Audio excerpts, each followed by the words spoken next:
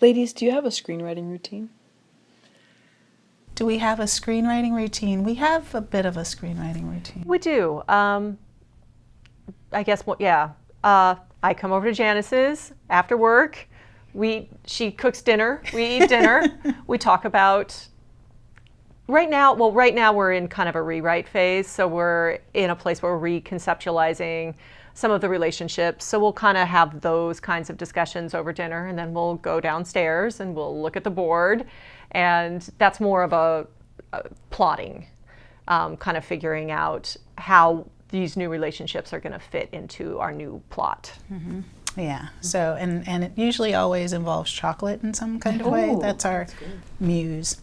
Yeah. So, yeah. Mm-hmm. Well, Janice, I think you said previously that you write at night, like late at night, and Barrington, you're a morning person. Right. We do both. Right. I think I feel more inspired when the world is quiet and the phones aren't ringing and Twitter's not going off or the cell phone isn't going off, and I can kind of let my imagination just run where it wants to go because there's nothing distracting. And I feel like even in the work that I do as a journalist, that's when I get my inspiration. I'm a little bit more relaxed, and I'm actually not as self-conscious at night as I am in the day. Something about the lights being on and the light being up makes me a little more like, this has to be this way, and I think I can play in my mind at night better. Now, I have a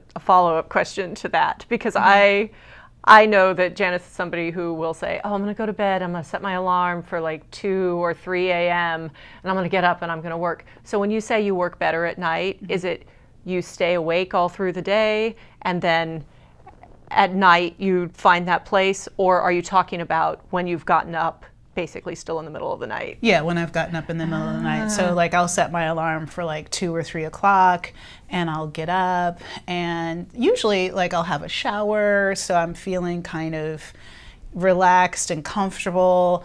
And I think when the shower starts, I work well by water or with water. I get inspired because I'm not really thinking about what I'm supposed to be writing, but the characters start coming alive to me, and then because I do keep a pad in my bathroom just in case I need to write, and then I go downstairs or go in my bedroom or stay in my bedroom and just kind of write things out and kind of freehand things. So yeah, I think being in an atmosphere where I don't feel like I have to write at a desk or at a computer. I free write a lot by hand.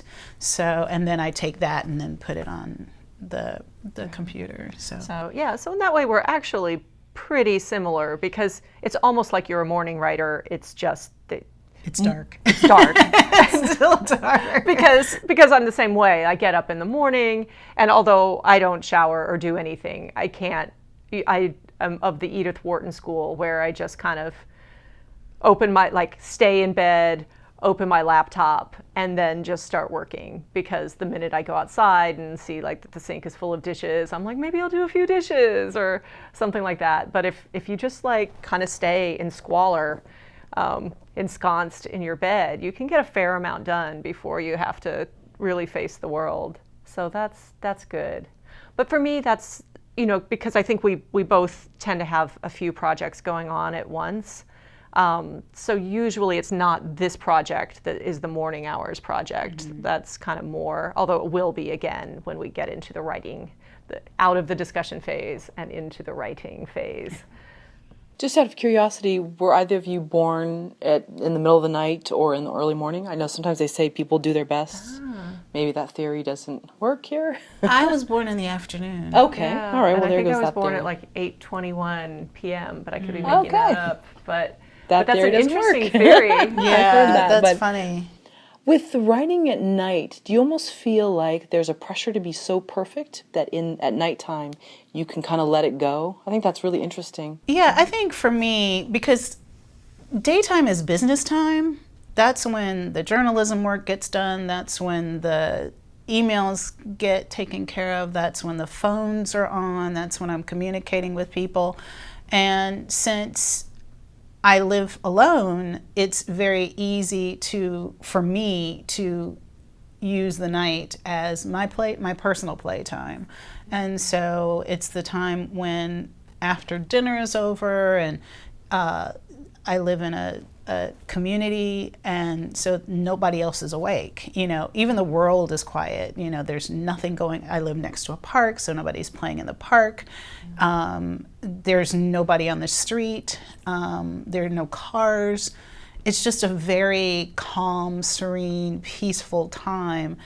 And so I get to, be a little, it sounds a little wicked actually, but, but it's, it's like, that's when I get to, I'm kind of a vampire in that way, that I get to, do my thing, and I really get to connect with my either higher power or muse or my other voice, and really exercise that at nighttime. So that's when I can feel, even if I'm listening to music, that's when I can hear the music, and music became a big part of this of our screenplay, because I am so very connected to music, but I can hear music in a different way at night than I can during my daytime. Like something about even a string instrument coming out, or the lyric of a song, a particular word in a song resonates with me in a different way. And so through the writing process, on those times when I was alone and rewriting without Barrington, I listened to music a lot, and I have certain soundtracks for each character that really helped inspire kind of the mood that I was feeling, or the flow that I was taking when I was free writing alone. Right. Barrington, for you, is there something about the structure of the morning and knowing that, I think you said you had to be at work or out the door by noon or something? Right, yeah. I work 12 to 5. So great hours. So it's like that. It's good. So, but with commutes and stuff. Yeah. So if I'm out at 11:25, I'll be right on time. I'm usually out at like 11:27, and then you miss the train, and so lateness has a whole different kind of trajectory when you're dealing with some form of public transportation, because like 2 minutes late becomes the next train, which is 10 minutes late or 12 minutes late. But anyway, I'm somebody who, I'm pretty happy when I'm writing. The morning's good. You wake up, you do have less things going on in the morning. Nighttime, I used to really be able to get into a place at night, but I think it's mostly worrying about getting up in the morning that keeps me from writing late into the night as much as I used to. More and more, I think I'm getting into a place where with practice, you get to a place where you can just kind of dive in from almost anywhere. I mean, I can pretty much write on the train. If I can get a seat, I can. Sure. I can't write when I'm driving, so that's annoying, but I can kind of curl up anywhere and get a few words out. You can't write and drive? I know. It's funny because I'll have like a pad in the passenger side, and like I keep a pen. I keep pads and pens like hidden all over the house and anywhere. And there are times when like something will hit me and I'm just like, okay. Sometimes I can read it, sometimes I can't. But yeah, I do find that I think it's because I drive alone a lot. I'm alone a lot. I'm a single person, and so I can choose when to engage with others. And so I think in my alone times, when even if there's like a particular NPR story that we're working on a story that has some context, subtext to Los Angeles and housing. And so there was a story on, and I was like, oh, I need to write that down so that I can tell Barrington that we heard this, story. So it's really interesting, just thinking about it now, how connected I am to a pen and a piece of paper at all times. But I don't write in cafes well. I tried that. It's too distracting for me. Yeah, it's not my favorite Yeah. either. I mostly, those are like token writing sessions where a friend asks you, they're like, oh, you want to go write at the, blah, blah, blah. You're like, oh, I'd like to catch up with that friend. You don't actually think if you have a real deadline, you're like, no. Yeah. Yeah, the only time I did do cafe writing was when I was really trying to eavesdrop on certain kinds of conversations and wanting to get a flow and a rhythm for like a particular voice.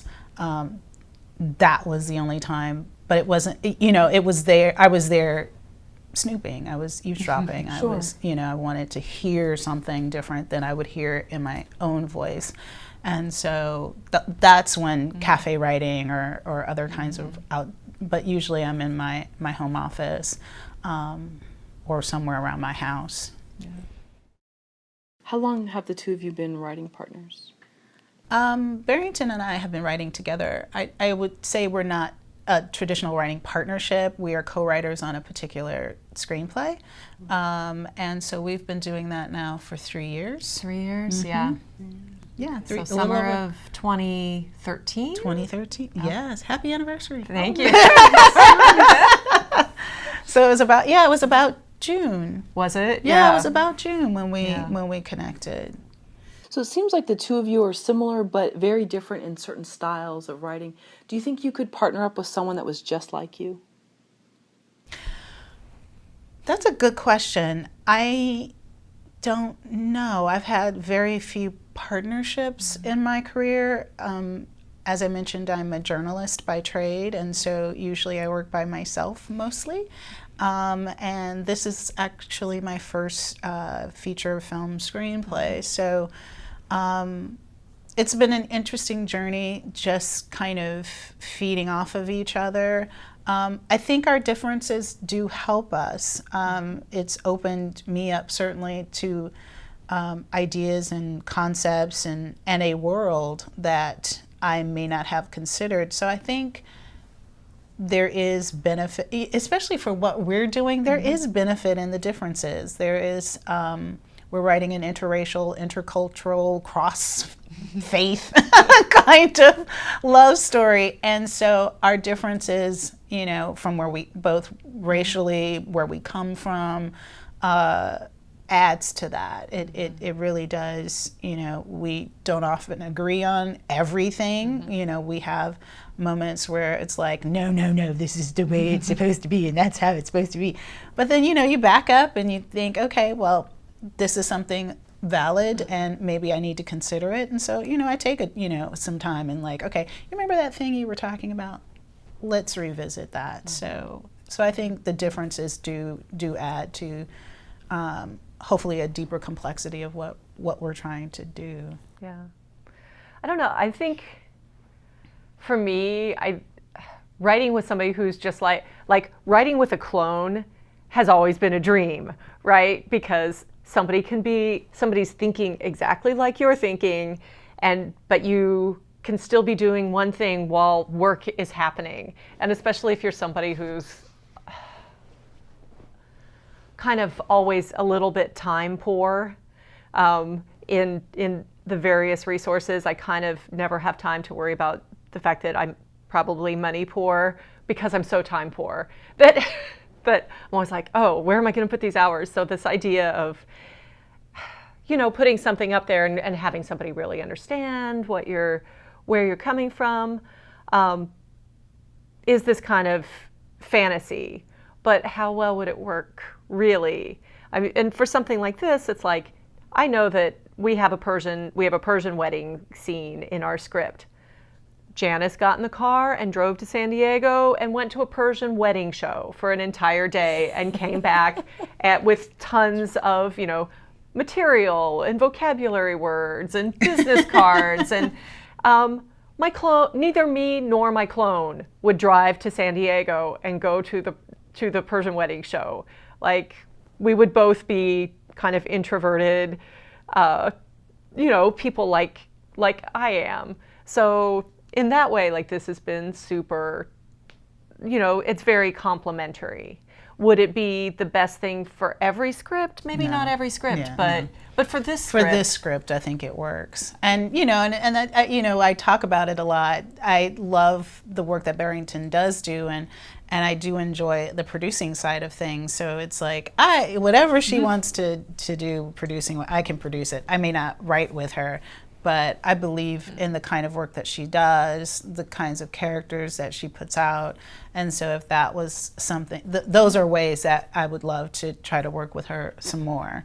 But, you know, like my next script is completely different with, you know, it's a musical and it's religious based, and it takes a different kind of a different look and a different exploration that I don't even think Barrington would have an interest in. So, an interest in coming to see it. It sounds awesome. She'll be there opening night. And I'm already interested in like seeing who maybe you partner up with, because I mean, there's got to be so many interesting people in the world who are involved with that kind of thing. Yeah. So. But I think with any partnership, it's always about, you know, a marriage, a writing partnership. Anything, it's about kind of looking and seeing what you have and how those pieces fit together. And I feel like we've managed to come up with a pretty good jigsaw cut that works for us. Because there was just a best friends day or whatever it was, and you know, I have a lot of personal best friends who I grew up with, but then I realized, you know, Barrington's my best friend, writing friend. You know, I don't have a relationship with another writer in the way that I have with Barrington. I mean, we've now traveled together a couple of times. We spend a lot of time together here, and you know, she has keys to my home, and she comes in, she's like, I'm home. So we're kind of, you know, a good little marriage, as she was saying. So she is someone whose work I value, whose opinions matter to me, and the relationship is important even beyond the writing of it. So I think that's what makes me really want to continue to work with her in some kind of way. It may not be a writing kind of way, but definitely she's stuck with me. Well, I think one thing that's nice about a partnership that works is when you present an idea and you feel safe telling the other person that idea, even if they don't like it. So what works best for the two of you? Is it the blunt, you know what? Sorry, excuse my language, this sucks, I don't like it? Or, you know what, could we see if it works like this over here? How does that work between the two of you? I think we're doing that now. You know, there's some sticking points on some things, and we're just like, you know, she's like, okay, I'm going to leave you to this. I'll come back in a couple of days and let's talk about it. And so I do think that, you know, I'm a woman with very strong opinions about a lot of things. And there are things that I feel or intuit in a way that maybe Barrington doesn't. So then I take what she's said and go, okay, I see where she's coming from and I still don't agree, or I see where she's coming from and let's see how this works. And so it has been I think the thing that, to back up, I think the thing that I've learned about this partnership and really we both want to try to make the best product that we can, and I think that's the core of it. And so when she says something and I'm like, that doesn't make any sense to me. But then I have to step back, sometimes in the moment or sometimes after, and go, you know what, that thing you were talking about, it gave us some consideration. Let's see how this goes and see how this plays out. And so we're going through that now with a particular scene where we're like, why is this scene like this? Why should we do it like this? I like it this way, she likes it this way. And we're just kind of trying to figure it out. And I think the thing that wins is what we both feel makes it the better story. Right, because, go ahead, sorry. Oh, yeah, I think, I guess, you know, to respond to your question, I think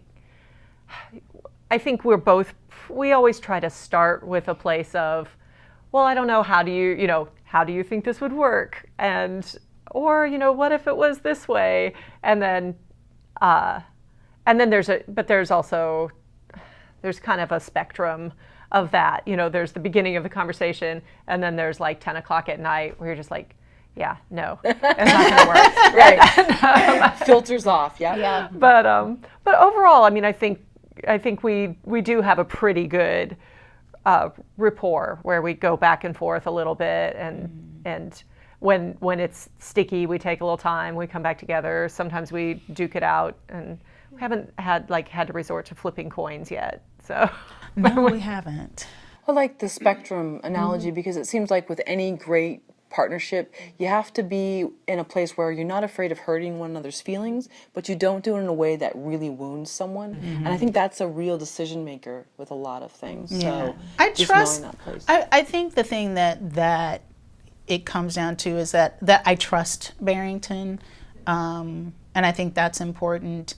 I know she, when she first came on to help me with the outline, the one thing that I found really revealing about Barrington was that she took care of, she was thoughtful about what she wanted to do and about the characters, and inquired and wanted to know. And so it may, this may not have been a project she was like, oh yeah, I'm really gonna co-write this with you right now.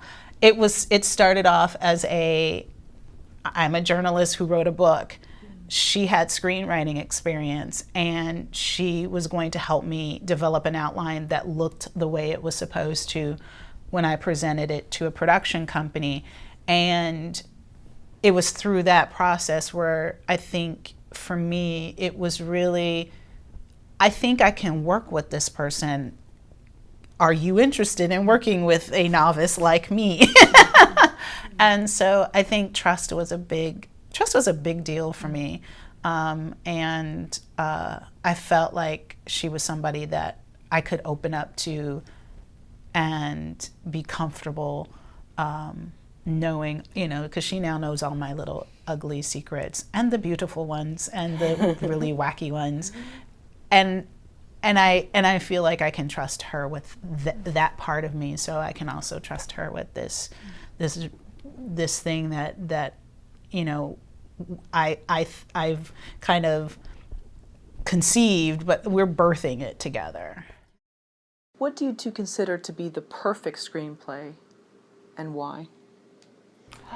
Whether it's your own work, this is first time screenwriting for you, although you've written a book and you're a journalist. Yeah.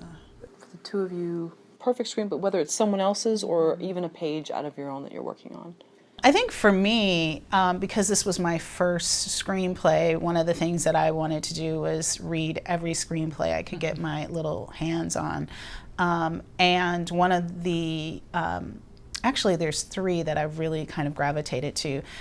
Dallas Buyers Club, which I still have yet to see, but I have read it, and I've read it about 4 times. I think it's a marvelous screenplay, and I'm almost afraid to watch it. I know it did well, and it was like a novel. It read almost like a novel, and sometimes I'm afraid to look at that, because it doesn't match my vision. I mean, and I know it did well at the Oscars, and it was very inspiring for me because that was a project that took about 20 years to make. But it's just so well structured. It moves so beautifully. It's so visual in its construct. I felt the same way about Bridesmaids. And then I went back and read Guess Who's Coming to Dinner, the original screenplay for Guess Who's Coming to Dinner.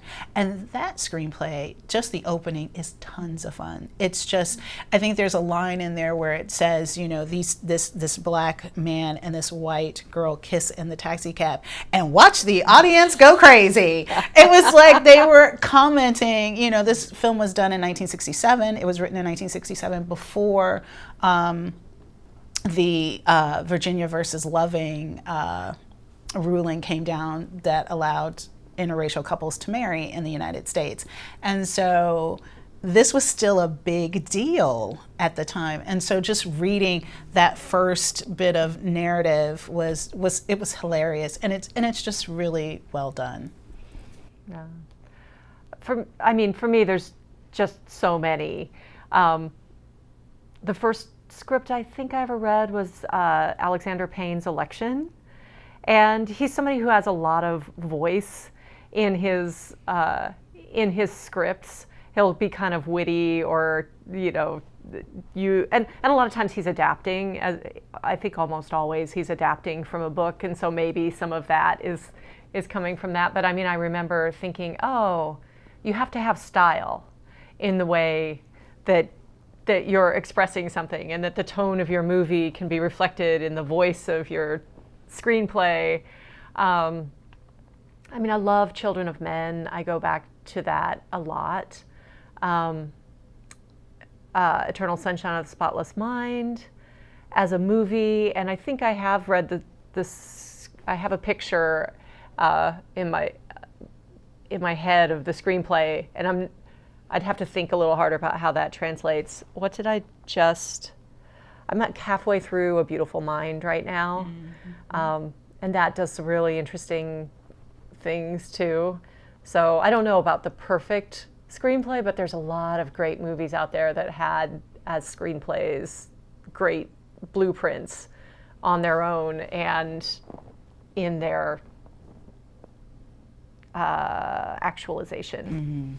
Because I know when I went back to watch, like one of my favorite films of all times is Broadcast News. I love that film, and I went back and read the screenplay, and the screenplay is very is different in a lot of ways than what was actually shot. So it gave me a different, and maybe that's why I don't want to see Dallas Buyers Club, because I was like, what if they took this out? Oh no, what if that's not in there? So there were things in the Broadcast News script that weren't in the film, or things that were dialogue that was changed. And so it was really interesting, because I know that I know that film so well, to then go back and watch to read the screenplay and see how different it was. It was actually very interesting and revealing, but now it's just like, oh dog, why wasn't that in the movie? Yeah. So that's I think I'm teaching a class at one of the community colleges this fall, and it's going to be my first experience teaching a screenwriting class, and we're going to be working with short films, but the book that I've selected is specifically because they have the scripts for the short films in the book, but they are not transcriptions of the movies that got made, because I think it's so important to realize that whatever it is that you're making is only a part of the whole, that as much as this is a collaborative process, that when we get to the next stage, it's going to be another collaborative process, and then it's going to become something else. Yeah. So I think it is interesting, and sometimes you do look back and you're like, something got lost, and then sometimes it just transcends what was there. So. Well, speaking of women that have opinions, I just began reading the biography of Susan Sontag, and she talks about her upbringing in the first chapter, or the book does. Sorry, it's not an autobiography. And I know this is not a new question, but do you think a good writer starts from strained beginnings? Strained beginnings. And did she put that phrase into context a little bit? Well, there's a quote as it opens up the book, and she said this in 1987. The distance from my origins is exactly what I like. There is nothing I could return to. So, without going too much into her own personal story, even though she grew up fairly well off, it wasn't a happy beginning, and she never really felt part of where she came from. She always wanted to get out, even though it was a comfortable middle-class upbringing. That's interesting. Right. Okay. So the question again was, do we think what comes from strained beginnings? An excellent writer, somebody who's really able to go there, deep into the dark places of the human mind, and up into the high manic points at parts. Do you think it has to come from something turbulent? Like, do artists have to suffer? Yeah, And it's that cliche question. yeah, But I think there's a lot of truth to it. yeah, no, I mean, because, you know, having suffered a little myself every once in a while, like, suffering is about compassion, and it's about empathy, and it's about, like, if you strained beginnings or certain kinds of suffering, like, it kind of strips away a lot of, the meme on my Facebook this morning was J.K. Rowling, who was talking about when she hit rock bottom and she wasn't homeless, but she was like next best thing to homeless that you could be in Britain. And she's like, everything else is gone and this is all that's left. And so it's easier at that point to kind of look and say, what are the important things? What are the essential things that you want to convey? What is most important to you, both in your life, like what do you want to do, but I think also in your writing. I don't think it hurts. Sure. Mm-hmm. Yeah, I'm sure that there's some people out there who've had really pleasant lives and are also awesome writers. But I think as much as we can, you know, as we can empathize, and as much as suffering gives us a little nudge toward that, right, it's helpful. Yeah, I think, you know, I had a lovely childhood. I grew up middle class, I grew up in Los Angeles, but at a certain point I had, you know, challenges with my father, and, you know, I'm divorced, and, you know, I have health issues, and there are certain things that that when I think about where I am now, you know, in my late 40s, moving into my 50s, that I can draw from and that I can use and mine. And we were recently in Switzerland workshopping our screenplay, and we had an opportunity to work with an actress and really go deep. And I realized there were things that I was not opening myself up to as a writer that could feed the story in a way that, you know, I wanted to be, you know, I wanted to keep that side separate. And when we really opened ourselves up to this hurt and this loss and this pain, we were like, oh, that could be really good. And I think because my background is in journalism, I'm reflecting on other people's lives and sharing other people's stories, and I'm always focusing that way, focusing outward. And this has really forced me to focus inward on what really hurts, and where my courage has to come from, and in turn where this character's courage and her truth has to come from. So, you know, but I'm not a drinker, I'm not a smoker, I don't do drugs, you know, I don't have those kinds of proclivities, but, you know, which a lot of writers tend to have. Sure. But I do feel like my own personal journey has been important in my writing, and whether it's as difficult as someone else's, maybe not, but it had its own share of challenges, and so I use that for what I need for this. Excellent. Yeah, we hear a lot about people that have a glass of wine or something else stronger than coffee, you know.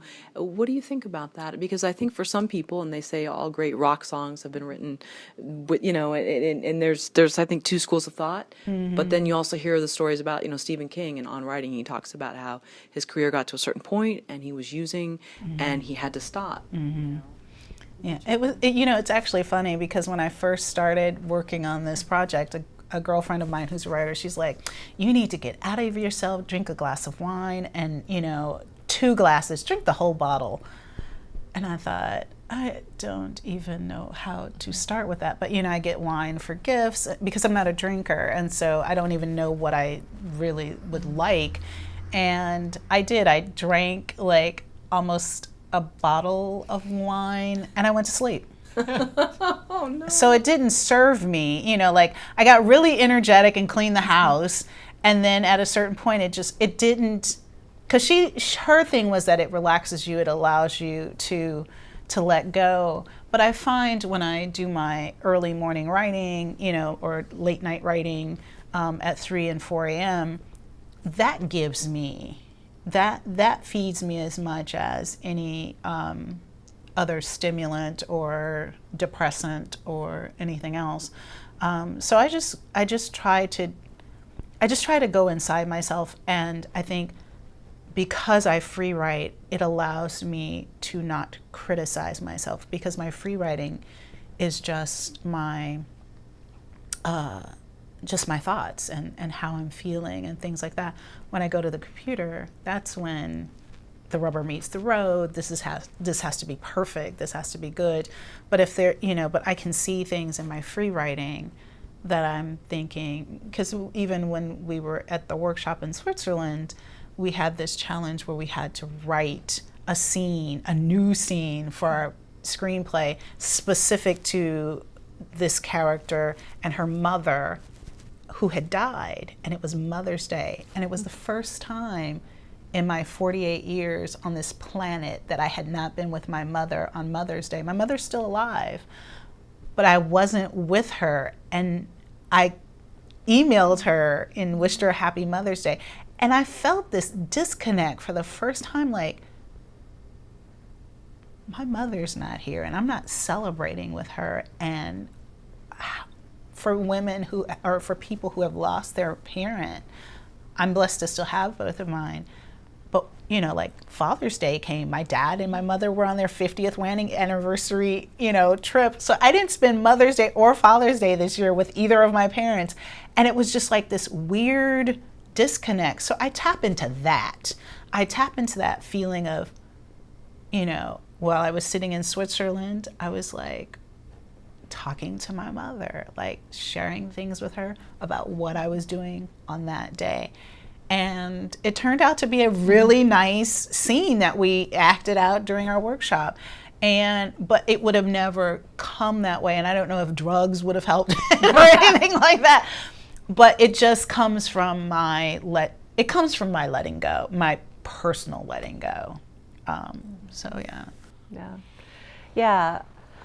When you think about drugs and writing, then there's a couple ways that you tend to think, okay, how can it be helping? And one is it stimulating creativity? And the other is it working by kind of vanquishing inhibitions and your inner critic? And I'm also someone because of certain health reasons, I quit drinking at a certain point. And so I don't really indulge. And I also had a roommate back in the day, and he always wrote his songs smoking pot. They were pretty good songs. Would they have been better songs? I don't know. But so anyway, inhibition or creativity. So if we assume that your creativity is there, and the only thing that's blocking it is your inhibitions, then I think it's about having a practice of being able to kind of dive into that place.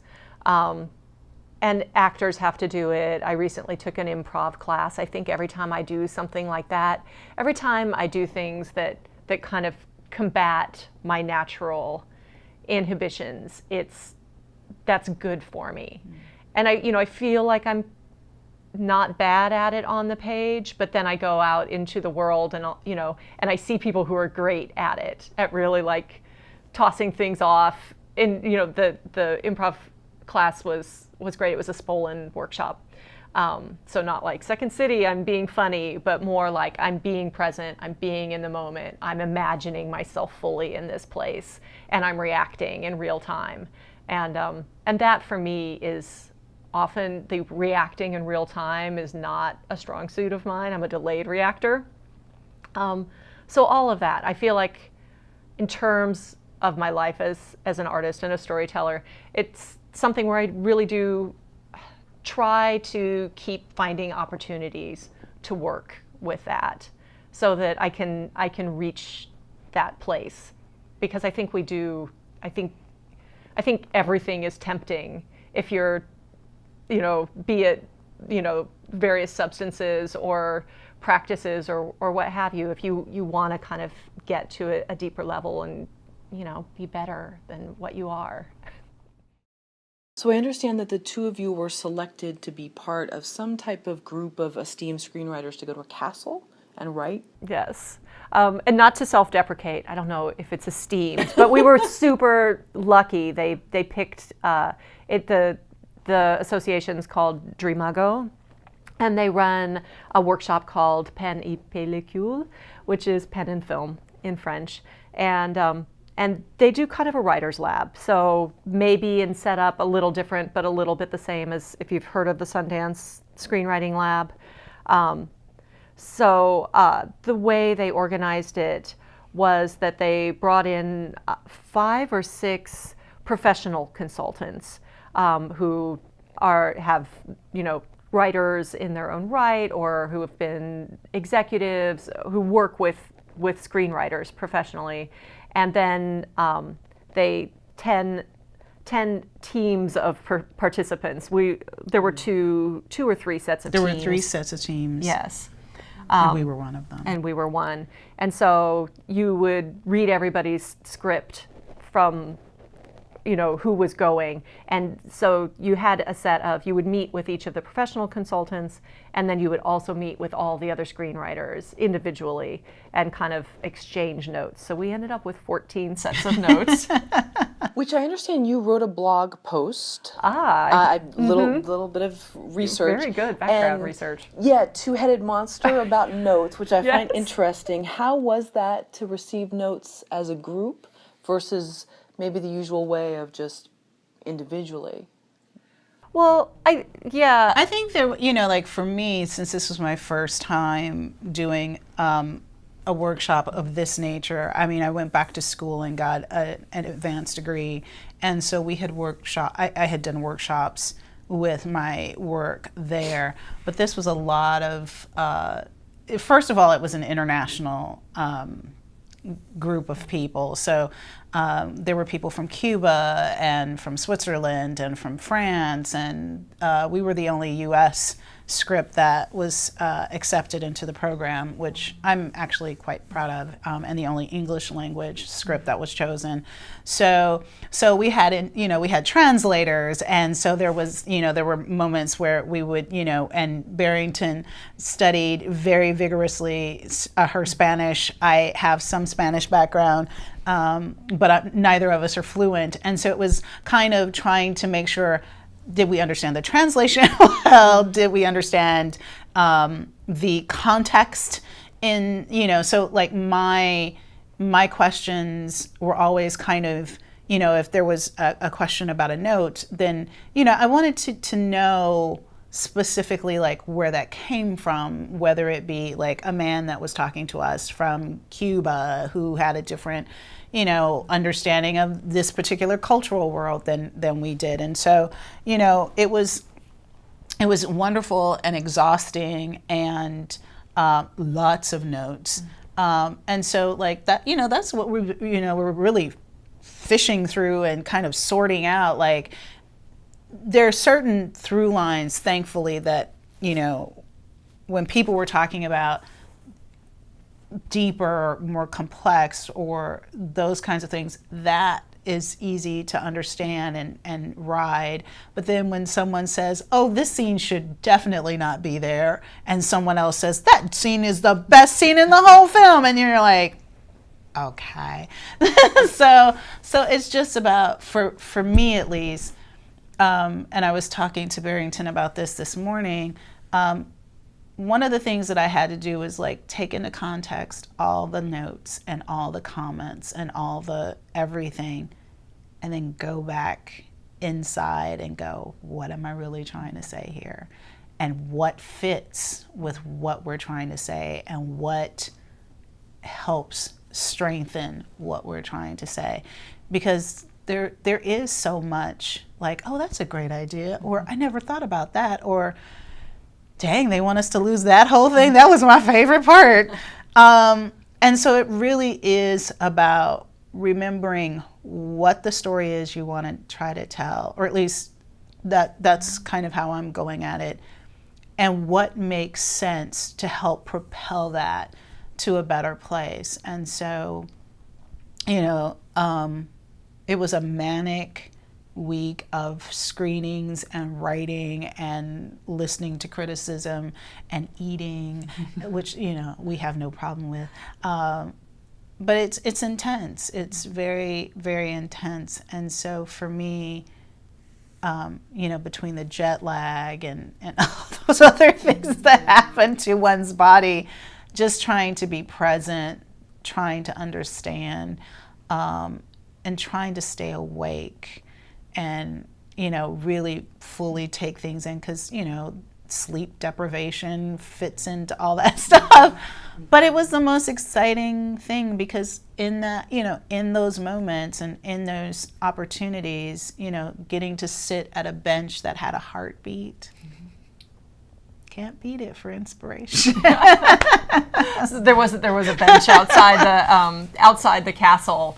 It was kind of like an art installation. It's an art installation. And so, like, you'd if you sat on it, it would kind of start to it pulsates. I thought you meant it was a metaphor for no, something. No, it's actual physical. It's an actual physical heart beating or beating bench, and so that's kind of. And it was funny because that's where I sat when I was writing my notes about this character and her mother, who was deceased, being separated from my mother, who was in Los Angeles and I was in Switzerland. Mother's Day. On Mother's Day. And there's this pulsating around me and inside of me. And so it was, you know, and it was so funny because, you know, and I've told this story before, you know, some of the consultants, I just connected with them, you know, like some of them I just genuinely connected with them as people. And, you know, one of the consultants, there was a really stressful one evening, and I was just like, you know, and Barrington was just like, oh, this is, you know, she lets it out in one way, and I'm just like, and to his credit, he took me out to the outside, and he's like, just scream your head off. He's like, because it will make you sick. He's like, you can't keep that stuff. So I find myself now, like when things really stress me out, to just find ways to let it go, even if I just go to the beach and just go. There's a new movement that does that. Really? It's like primal screaming. Yes. Yeah. So, you know, so I got more out of that than just the writing. I think that was really important to me. You know, it feeds what I'm doing as a writer, but there was so much more. And even that same consultant and I were talking, he's like, could this be done in Los Angeles? And I was like, nope. You couldn't. I don't think you could do the same. Oh, the lab. That experience and get that, because we were in a small town. It was surrounded by vineyards. It's a very different kind of experience. Like, the town shut down on Sundays. I haven't met that since my, you know, young days in the South. Like, and now everything's open, and, you know, like where my mother's from, everything's open on Sunday. But that place shut down except for the cinema, and one grocery store was open till like 2 or 3, something like that. But it, you know, like everything just kind of got quiet, and some of the pubs and restaurants stayed open. But it was just kind of like surreal. It was like, this is Sunday. Yeah. And I haven't met that in a while. So that was just like, wow. So there were other experiences that went along with that to me were inspiring, and I think it did bring Barrington and I closer together, I think, because we had, even though we had traveled together before, this was the first time we'd been on a plane together and traveled for 14 hours together, and we were working together. We were living in the same space. Before we had gone to Austin for a film festival, but she came after I did. We were staying in separate venues, and so we would just kind of meet up, like, and then we dined together, you know, like we had to eat, you know, we would often eat together because sometimes we were the only English speakers at the table, and other people would be talking in their own language. So it was one of those things where, you know, like I learned a lot more about she and her husband and how they got together. Like, I've known her for 3 years. I didn't know how they, you know, like that, how that story came about. And it had an impact on, you know, when they gave notes, she was like, yeah, well, you know, when my husband and I were together, this was how, and I was like, oh, we could do that. Yeah. So it was like, it was this really great sharing of ideas and time and personal space.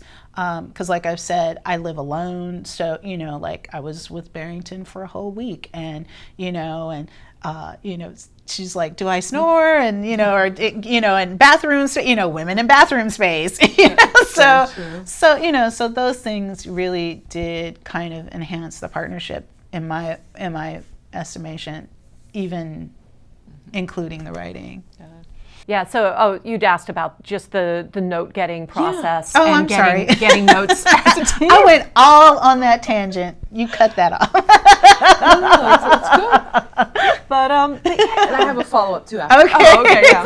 Sorry. But yeah, so I guess two things. You know, Janice talked about it a little bit. You know, one is there's the actual moment of getting the notes and how you respond to notes, and she's somebody who definitely likes to kind of follow up and ask questions and investigate. She's I'm a journalist. and you know, and I kind of come from this you know, writers in writing parlance, they're like, you're in the booth and you don't really get to respond. You don't respond to notes when, like, for a certain point. Like, so there's a theory of getting notes that when somebody's giving you notes, that you kind of try to stay very neutral, because any reactions that you give to them is then going to provoke them to change the kind of response that they're giving to you, because we have this humanity where we don't want to hurt people's feelings, and we want, you know, people to like us and things like that. So I'm kind of like, okay, you know, so my natural, I don't know if it's natural, but my over the years kind of bonsai together shape of things is that, you know, I'm like, okay, maybe I don't entirely understand that note in the moment, but I'm just going to like listen to all the notes, and then that's today me, and then tomorrow me's going to go figure it out. So that's the ideal, right? But then in practice, of course, it's emotionally confronting all the time. And for your, like, if you're just by yourself and you're getting notes, then you know, you're going to be thinking, oh, well, what are they talking about? Can I fix this? And where did this go wrong? And da-da-da. And so when you have two people who were responsible for the writing, you have two people who are thinking those things, you have two people who are kind of thinking, oh, yeah, that is a flaw, and I thought it was a flaw when we did it, but this other person didn't think it was a flaw. And so, you know, it does bring you closer, because you have to work through all of that and say, okay, now we're going to go back to the drawing board, and then later on there's interpretation of those notes. Well, I don't know if they really meant that note, and like, was this the important part, or was this the important part? So it's just another, I mean, it's collaboration, right? But it's adding a layer of interpretation and judgment to everything that you do. But it's also, it's kind of comforting in a way, because you have this person who's with you when you're getting these notes, and you know that this person is supporting you, and if you're going someplace kind of emotional, if you feel safe with that person, that's so it works both ways. Yeah. Interesting. Were these handwritten notes, typed notes? Almost all verbal. All verbal. Yeah. Okay. Yeah. Right. So we you're had sitting there sessions. sitting across the table from someone, and they're kind of, maybe they're referring to notes, but they're giving them to you person to person. Right. Interesting. So how many writers were there altogether? Not the actual note givers, but the actual writers being critiqued? So 12 to 13. Yeah. There was one team who was a husband-wife team, and she was there part-time because they just had a baby together, so he was there full-time. And then there was another writing team, Jack and Right. oh my goodness. Yeah, so 10 scripts, and Jacques et Jérôme. Yes, Jerome. We're a team, and So we there were were, a team. yeah. So I guess that makes 10, 12. like 13, 14. Yeah. So of the writers that were there, let me start again. Of the writers that were there at this castle being critiqued, what did you observe about their temperament and how they worked? What were the similarities that you saw? Like, ooh, I do that too. Isn't that funny? That's kind of this like writer's temperament. And then there's other things that you maybe didn't identify with. But how are you so similar? Yeah. Well, I thought it's a very interesting group because a few of them have an acting background, and when you come to writing from acting, I think you're coming from a little bit of a different place. So those people, I thought I could feel being, they're a little more extroverted, and they're kind of tend to be, I think they're approaching things a little more emotionally, from character. And then quite a few of them were also filmmakers in their own right. Like a lot of them were working on documentaries, were directors, and so I was really impressed just with the kind of the comportment, the confidence that people really seem to have. That's interesting. How so? Confidence in terms of how they presented their work, like they weren't afraid to show it? Yeah, I think I'm kind of thinking of Julie, just calm, and they've been around the block a few times. We're working in kind of an independent film arena with this film. So I think here it's very hard because you're really at the bottom of the barrel. People kind of look at it and they're like, oh, the writing's good, but who's going to buy this? Who's going to watch this? Who's going to distribute this? And you get to Europe where a lot of a lot of issue-related films, a lot of documentaries, they're funded by the places that they come from. The state funds you. If you live in Colombia, while we were there, we were kind of putting together our application packet for Sundance Labs, but the other people who were there were putting together their stuff for the government funding from Colombia. So Right. It's like, I think here you spend, I could be totally wrong. I feel like I'm somebody who's spent a fair amount of time studying, a fair amount of time aspiring, and until somebody really takes something and says, I'm going to pay you for your time, I love what you're doing, we're going to make this, you're still kind of reaching for that. And so you're working with people who are already there. They're like, oh yeah, I've been shooting this documentary for 7 years and I know where the funding is for the post, and we're gonna, put it together, and then they're gonna show it somewhere. It's kind of like, maybe it's that I'm like, oh, they feel more grown up than me. Right, okay. Not that they're working more or even working harder, or even, that we aren't kind of comparable in our knowledge about things, but there was just kind of like a calmness sometimes. And then sometimes it's also like being at summer camp. So by the end of the week, nerves are frayed, everybody's like on their 12th set of notes. They're like, yes, you've told me, 12 other people have told me that this flaw exists, and now you're telling me again, and then people get a little snappy. Sure, sure. Yeah. Yes. Kind of like the real world screenwriting version. Yes.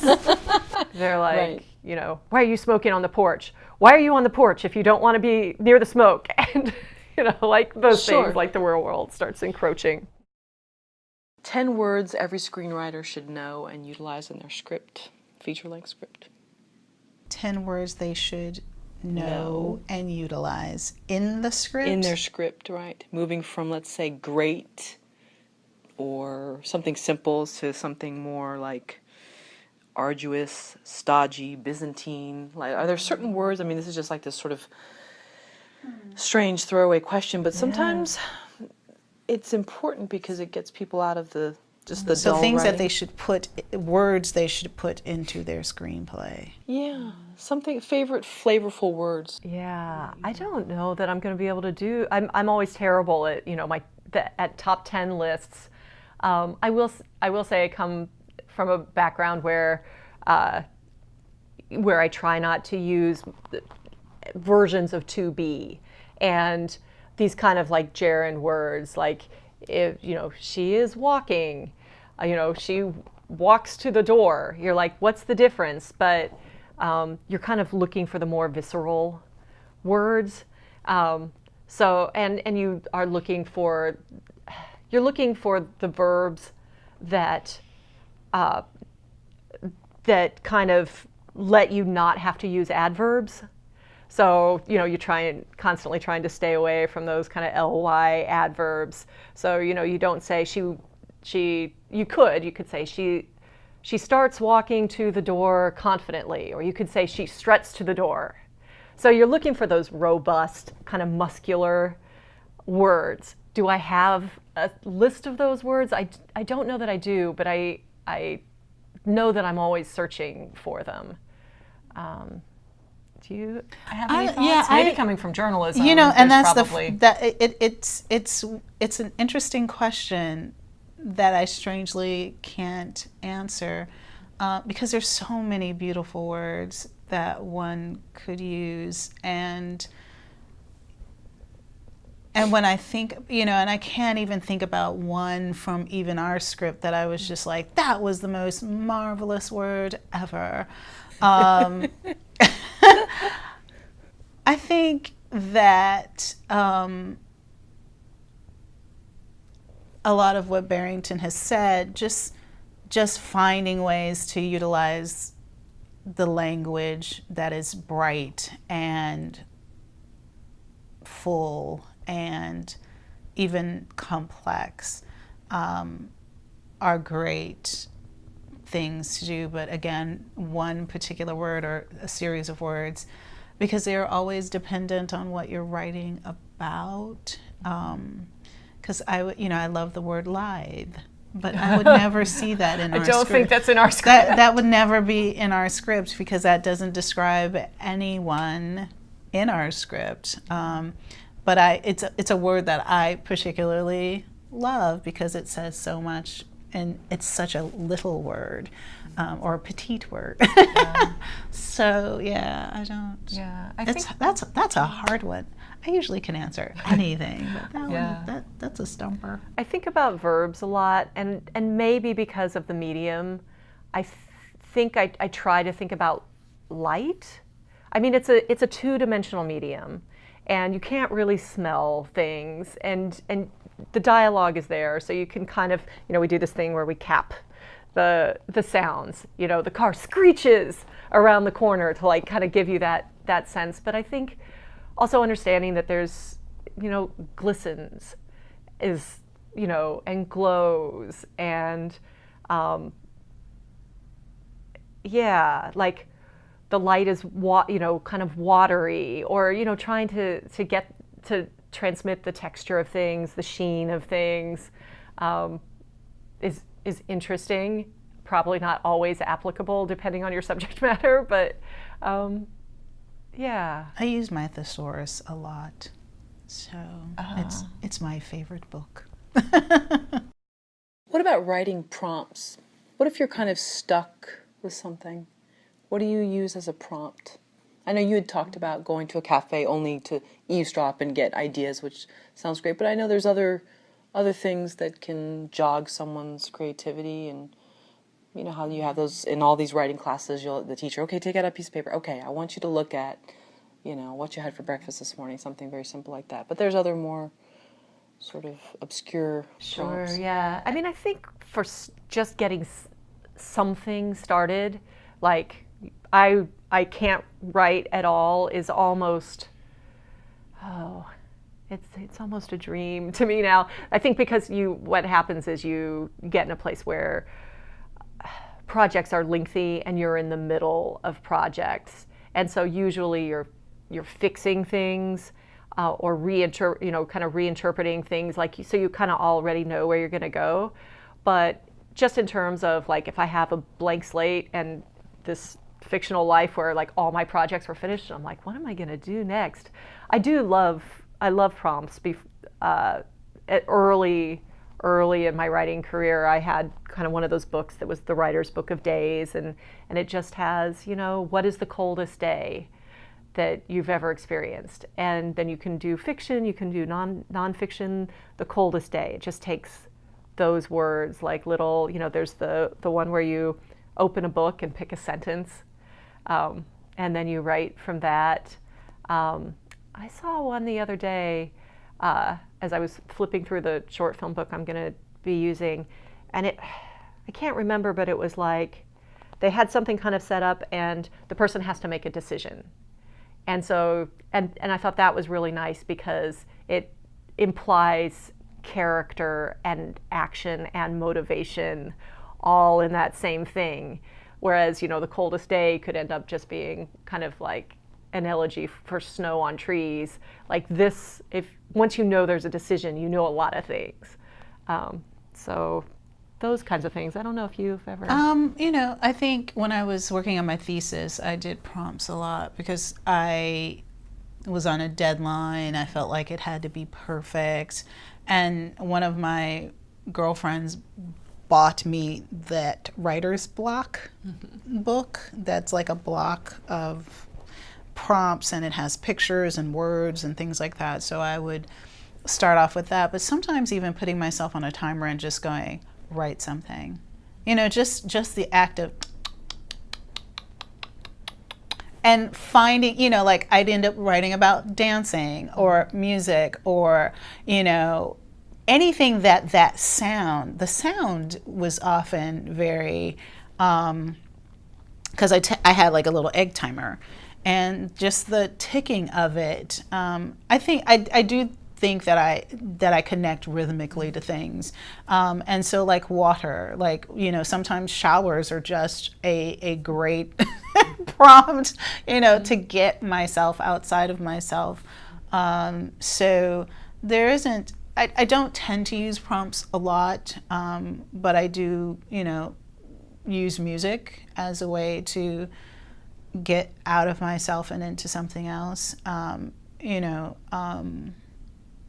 but nothing that sounds grand or fantastic. It's whatever gets me outside of myself is what usually is a great prompt for me, I think. I was looking at another talented screenwriter's site, and her name is ShellyGustavson.com. And she says in this one article, there are stories that you figure out and then write, and then there are stories that you figure out as you write them. Any thoughts? That's interesting. Stories that you figure out and then write, or stories that you figure out as you write them. I think that's true. I think that's true both for my work as a journalist and a screenwriter. I mean, I can go into an interview believing that it's going to go one way, and it turns out to be an entirely new thing. I mean, it's a little off topic, but I remember when 9/11 happened, and I was supposed to have interviewed John Schneider at that time. He was the Superman Father. he was the father of Superman for the CW Smallville, show, yeah. for Smallville, thank you. And we had been trying to get this thing together. You know, we had canceled and he was out of town, and so I contacted his publicist and she's like, no, he still wants to do it. And it was the day that George Bush was delivering the prayer after 9/11, and I was on the freeway and we still hadn't heard from one of my cousins who lived in New York. And so I'm just like weeping in the car, and it was just so stressful. And so I pull myself together. I go to his home.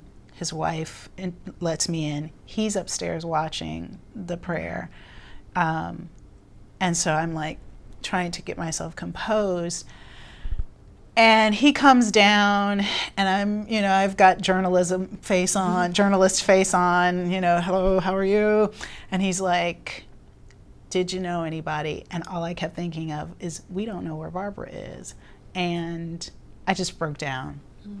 And so, you know, what I thought was just going to be this innocuous personality profile about this actor turned into a really interesting, revealing story, not only about the character he was playing, but what justice and what patriotism and all these things meant. So, you know, a story that was supposed to be this, you know, cute little personality profile about this actor turned into something deeper and richer. And, you know, I talked to my editor about whether or not I should include the fact that I wept on this man's white shirt.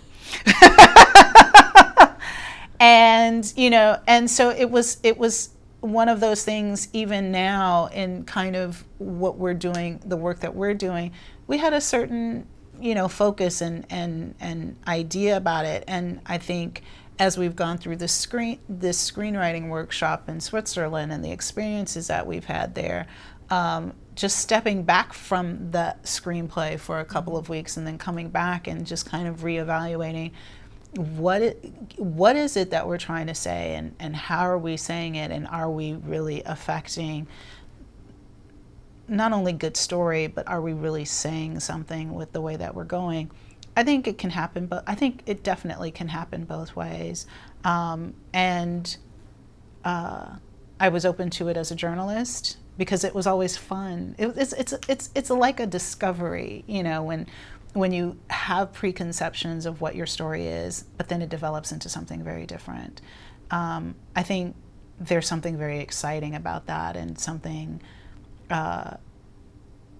very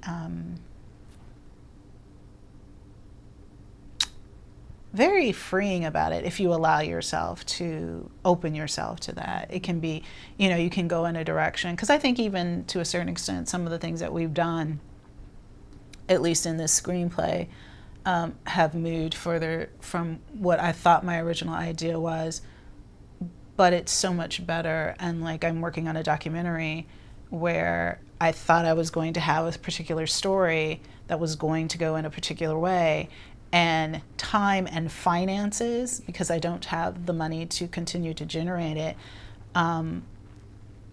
once it's done, I can see it's already a different story, because there was a particular time frame on that story that I thought, oh, I'm going to get it done, and I'm going to get this, and you know, and the personality is going to be great, and it didn't turn out that way, you know. And so looking at how that story can evolve now, it's going to be not, you know, the story that I was wanting to tell was great. This story could be even greater because of not only my experience and time, but because of new circumstances and new developments and new undertones and things like that. So, so yeah, I think it can. I definitely think working with something and having it be what you thought it was going to be is great, but also the discovery of something new from what you thought you had is also a wonderful gift. I think, yeah, from really, if I'm honest, I'm always figuring it out as I write. Even if I go in thinking that I know what it is, I'm I'm still going to end up figuring it out as I go. Yeah. I have inside out writing and outside in writing. And the outside in will tend to be something where there's kind of an external story, and then so you've got the container a little bit, and then you're figuring out all of the ways that you're furnishing and arranging what's in that container and generating some new stuff. And then when occasionally I have the luxury of doing kind of what I call the inside out, where you have almost nothing. You have you woke up in the middle of the night with like an image in your head, or you just kind of this very fragmentary thing, like a grain of sand, and then it's like you're making narrative stone soup.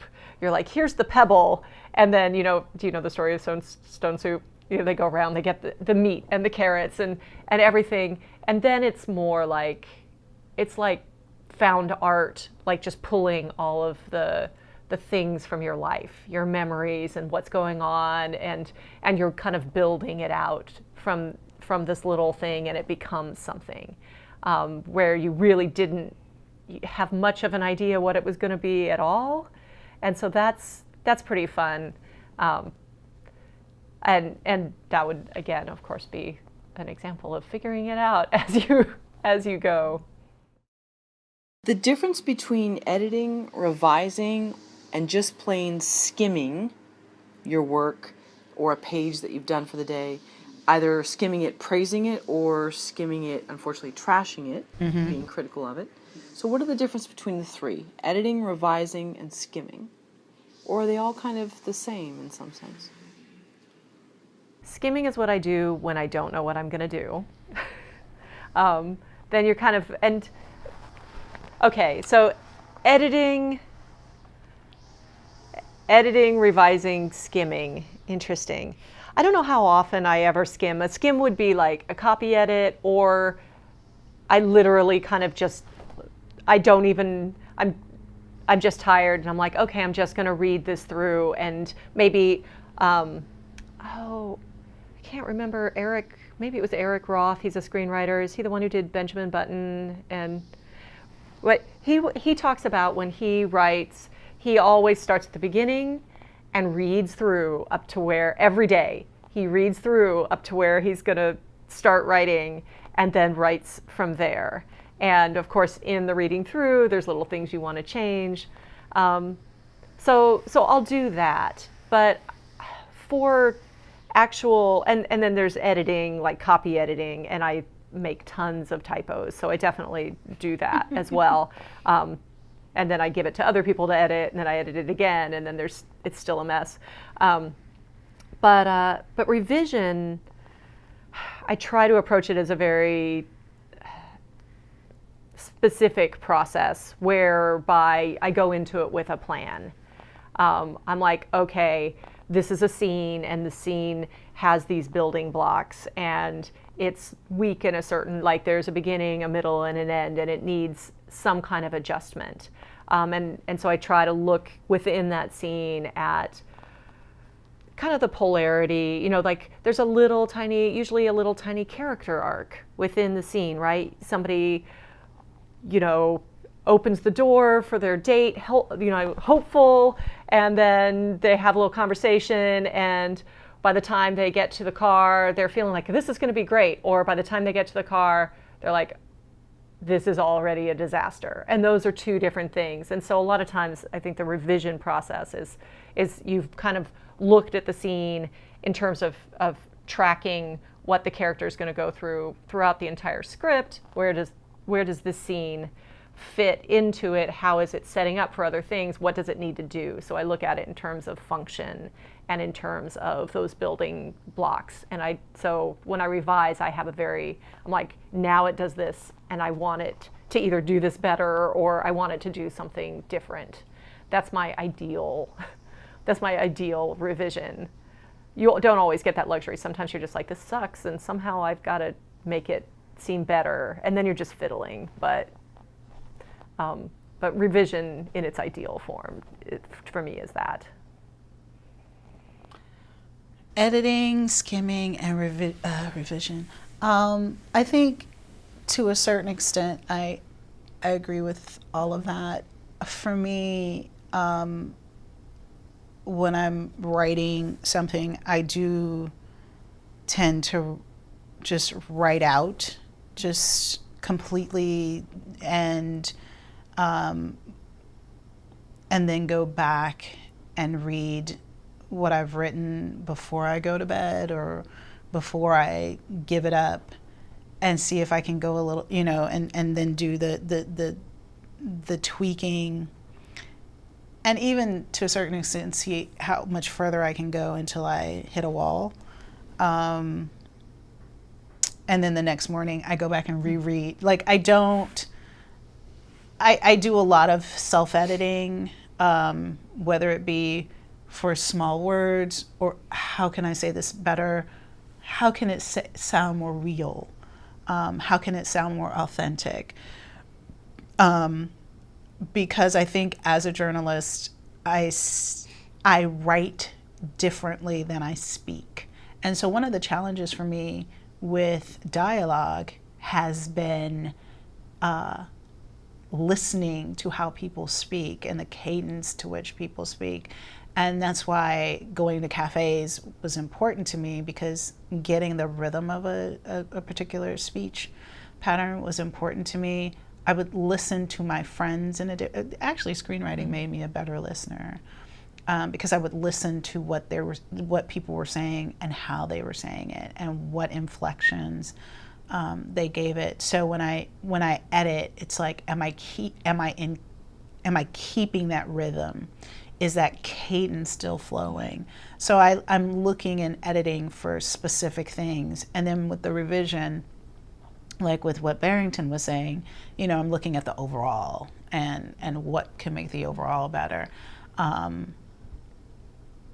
guess the editing and skimming kind of go hand in hand for me. It's like I'm doing that all at one time, looking for different things.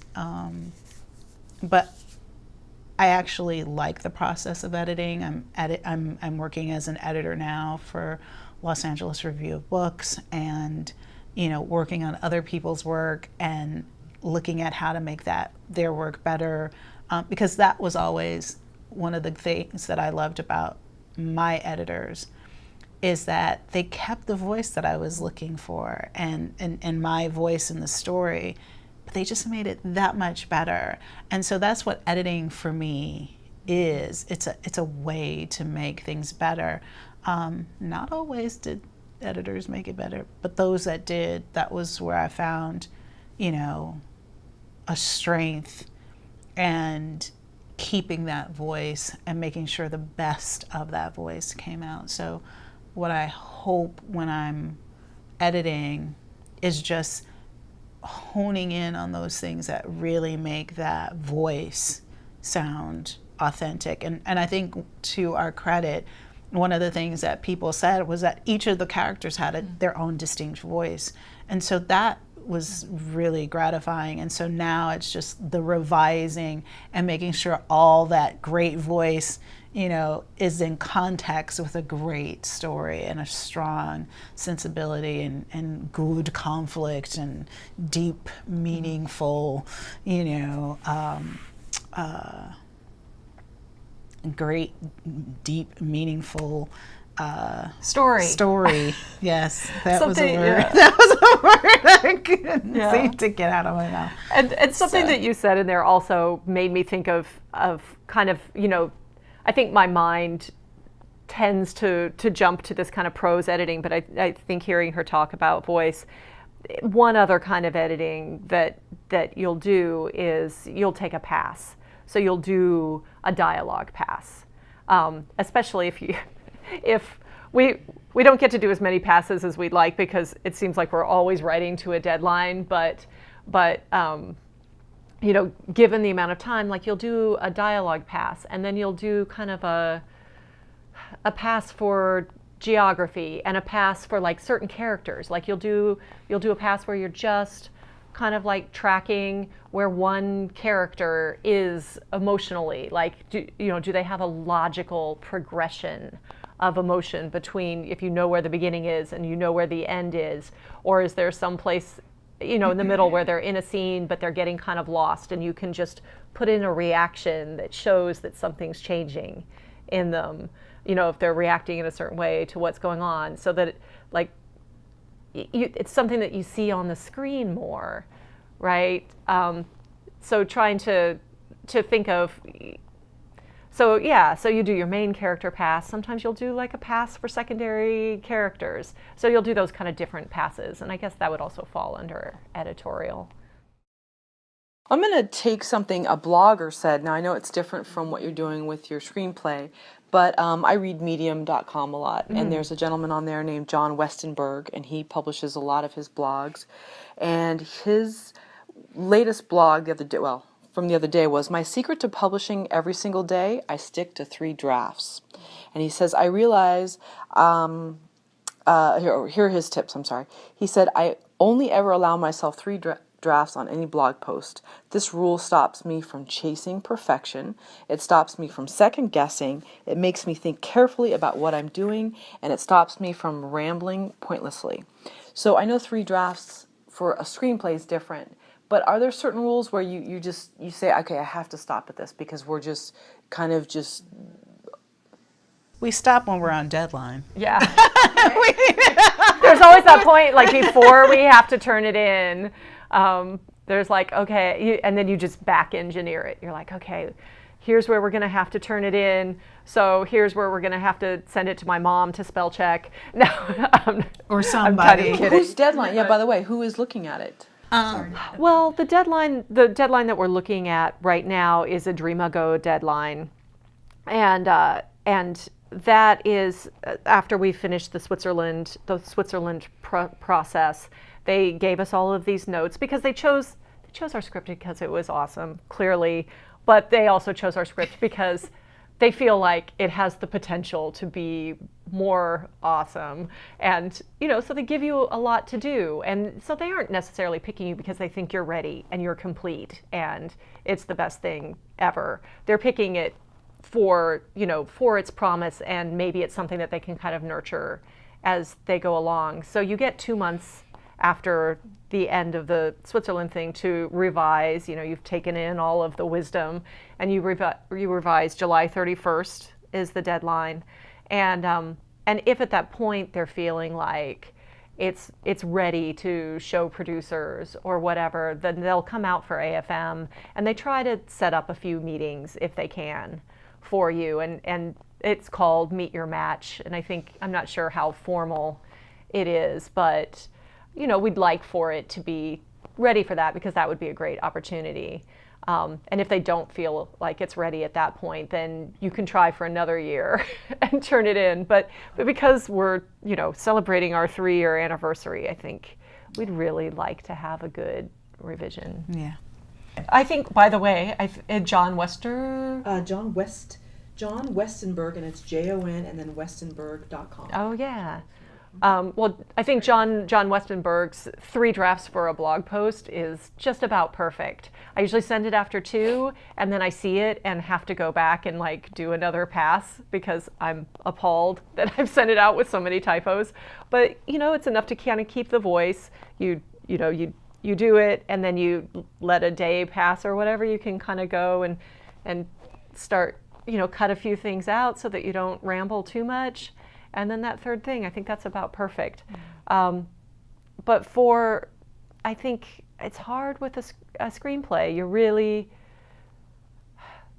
there's some quote about it that, you know, it's never done until it gets made, and then it's done when somebody rips it out of your hands. Right. Is basically when it's done. Yeah, and I think that, you know, even talking to documentary filmmakers or other filmmakers, it really is, in terms of the collaborative process, it's still going on, because even after we finish this draft, there will be notes that we will get from other people or producers or director.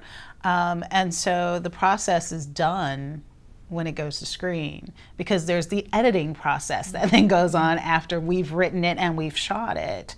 So understanding all that, you know, from a screenwriting standpoint, though, for us, does tend to be, we have been pretty much all 3 years we've been working on it on deadline for something, either a competition or our producing partner has a deadline where he would like to see, a certain thing done. So we've tended to write to deadline most. Yeah, you don't always know you're writing to deadline at the beginning. You're like, oh, we have so much time, we're just writing. And then the deadline gets closer and closer and you're writing to deadline. There are times when I'm ramped and she's busy, or times that she's ready to go and I've got stuff. And so I think we are able to balance the different parts of this partnership in ways that when I have to slack off, she can pick it up. When she can't work, I'm on the go with it. So, it's like, I think we have a yin and yang about us that seems to work. And, Barrington has an outside work life. My work life is here. And so I can move and flow in a different kind of way. I can edit in the morning. I can edit at night. I can edit during the middle of the day. She has to be someplace from 12 to 5. Mm-hmm. And so, we respect and honor that because that's how she makes her money. That's how she pays her bills. And so for me, it's easier because I'm not beholden to a particular place. Mm-hmm. So, but then Barrington's got the energy of that little bunny with the batteries. I've pretty good, once I'm on task, I have a certain amount of persistence for that.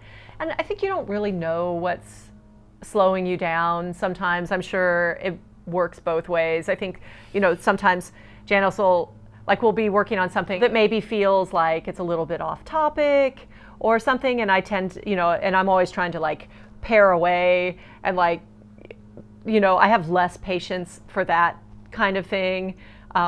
Because I'm like, I want to be writing. And so I'm tired of talking about things. I want to be writing. But she's like, but wait, I need to tell you this. And also I made me think about this. And I'm like, it's too much. But then when you get to the page, you never know what you might need, And that's, and so sometimes things that I was impatient in the moment about, I'm like, oh, that little detail is totally going to make it. So, and you don't know how long it would have taken you to come up with that if you hadn't, taken the time to do that groundwork. So, yeah. So it's just a time-consuming process. Writing a screenplay is a time-consuming process. Barrington, you had mentioned wanting to get to writing and really kind of itching to do it, but I'm curious for the two of you, how much of a role does reading play in your lives? Oh my God. Because we do so little these days. No. In fact, when you were talking about the writing prompt and we went off camera, I was telling Barrington, sometimes when I can't get in, if I'm looking for a word, just a word, I start to read, just finding inspiration for how words flow, how a particular word might stand out to me. I like to read before bed. And because I am editing now, I'm reading more books so that I know what my writers are writing, but then I do still write journalistically. And so I just read a wonderful book by Negin Farsad, which was really fun. And that was an interesting book to read because she is a filmmaker. Negin is a filmmaker and a comic, and wrote her first book, How to Make White People Laugh. It's very good. Go get it. She's making a movie right now. Yeah, she did 13th Street. Well, she did 13th Street Blackout, which was her last feature, independent, which was here at it was at the LA Film Fest, and we actually saw it in Austin. And she may be working on something else. She didn't mention anything that she was working on, so I'm going to follow up on that. Followed her on Twitter recently or something. Yeah. So I read her book and I was sharing it with Barrington, and one of the interesting things, having now gotten to know Negin and her hearing her comedy, her voice in that really comes out in that book. I mean, like at first reading it, I was just like, wow, she just goes on these tangents and she's all over the place. But that's how Negin talks. And so like reading the book, at first it was hard because I was trying to follow this like kind of fluid train of thought. But once I got into it, it was like listening to Negin. And so it was just like, those are really wonderful examples of like how eavesdropping on other people's conversations or reading a particular voice, a particular book that has a strong voice. I'm also reading another book by Monica Coleman called Bipolar Faith, and it's kind of kind of autobiographical in that respect. And it's very, the voice is very strong. And so it really gives me a sense of, especially with this work, voice is so important, dialogue is so important that, even the reading of these kinds of works has really helped, because it's like, oh, that's a really distinct voice. And although we have the voices for our folks, for our characters in this film, as I move forward with the other project, the gospel project, it gives me a different rhythm for, another set of people that I can introduce. So yeah, reading is really important. And it's the only other thing that I get to do that's non-writing that's still fun. Yeah. No, it's hard. I think there's nothing like becoming a writer to deprive you of reading time, and getting into the movie business to deprive you of the time to watch anything. And so that's something that's very sad for me. I was a reader. As a kid, I was a reader, and and a kind of an escapist reader of fiction. And it's still one of my great joys when you find that perfect book that really sucks you in. But I'm a binge reader, which means, I start, and if I finish at 3 a.m, that's when I finish. And if I finish at 9 a.m, that's when I finish. And so sometimes, like a few years ago, I think before the series started, I read the first Game of Thrones, and I was like, and now I have to put this away, or I'm going to destroy my life and lose my job. So that's sad. So the things that I'm reading right now, and I'm in the middle of all of them, are Writing is Rewriting by Jack Epps, The Showrunner's Bible by Neil Landau. These are great books, by the way. And Crafting Short Screenplays That Connect by Claudia Johnson. There's not like an escapist fiction novel among them, and that's very sad. So I think, like many people, I read articles that my friends send to me on Facebook, and sometimes those are great. And one of our faculty members gets and leaves his New Yorker in his mailbox at work, and so I look forward to riding the train every day, because everything in the New Yorker is really well written, and it's like these little short, so I read short fiction, and I read these kind of articles and stuff. But I think one of the things that I really look forward to after this deadline and a couple other deadlines I have coming up, is I'm like, I'm going to read a book. Mm-hmm. It's going to be amazing. Yeah.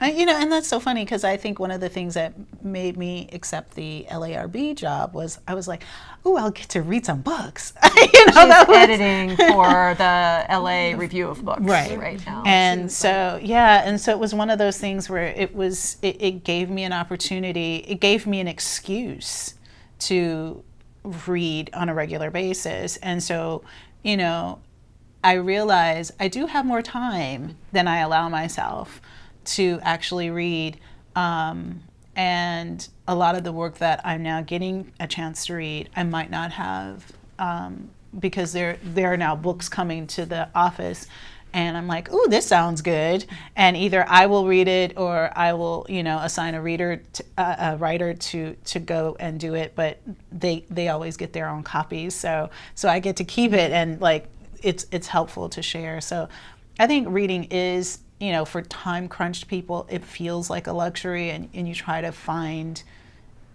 any way you can to do it, because I don't know any writers who don't read. I mean, I think to become a better writer, you have to read. So I think that the more I get to read, the better I am.